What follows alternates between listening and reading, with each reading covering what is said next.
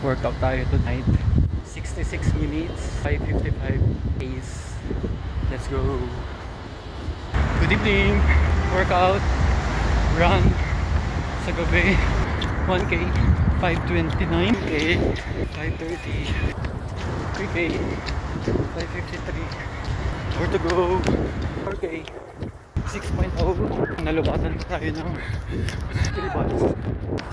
5K, 5:49.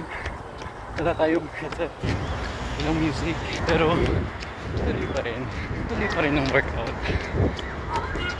Okay naman pala kahit wala kang headset. 7K, 5:45. Sobrang tahimik pala pag wala kang music. Nature sounds yung maririnig mo talaga. 8K, 5:48. 9K, 5:48.